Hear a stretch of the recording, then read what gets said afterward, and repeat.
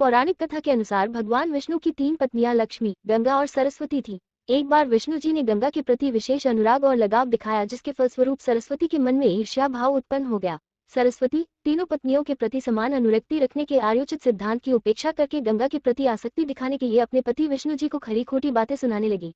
सरस्वती ने गंगा को भी आड़े हाथों लेकर दुर्वचन कहे। विष्णु जी पत्नियों के इस कलह को देखकर प्रासाद से बाहर चले गए। बिना कुछ कहे इस तरह पति के बाहर चले जाने से तो सरस्वती का क्रोध और भी भड़क उठा। उन्होंने गंगा के केश पकड़े और मारने को लपकी। लक्ष्मी ने बीच में आकर दोनों को शांत करने का प्रयास किया।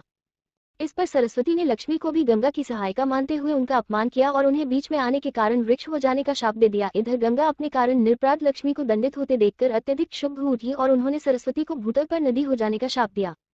सरस्वती भी पीछे नहीं रही। उन्होंने भी गंगा को मृतक की अस्थियां धोने वाली नदी बनकर पृथ्वी तल पर बहने का शाप दे दिया। जब विष्णु जी अपने पार्षदों सहित लौटे तो उन्हें अपनी पत्नियों के परस्पर कलह और शाप आदि का पूरा पता लगा। विष्णु जी ने लक्ष्मी की शांत वृत्ति, सहनशीलता और उदारता को देखकर केवल उसे ही पत्नी रूप में अपने पास रखना उचित समझा। विष्णु जी ने गंगा और सरस्वती को त्याग देने का निश्चय कर लिया। वियोग की अवश्यंभावी स्थिति से व्यथित होकर दोनों ही कातर स्वरों में शापों से शीघ्र निपटने का उपाय पूछने लगी। विष्णु ने उन्हें बताया कि गंगा तो नदी रूप में स्वर्ग, भूलोक और पाताल लोक में त्रिपदगा होकर बहेंगी। उनका स्थान शिव जटाओं में भी होगा। अंश रूप में ही वे स्वर्ग में मेरे सानिध्य में रहेंगी। सरस्वती प्रधान रूप से पृथ्वी तल पर रहेंगी और अंश रूप में मेरे पास।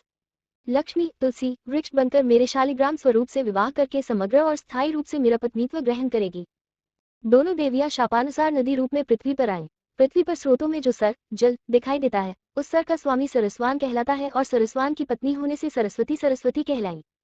सरस्वती नदी तीर्थरूपा है। वे पापनाश के लिए जलती अग्नि के समान है। यही गंगा और सरस्वती शाप के कारण भूलोक में नदी बनकर बहती है।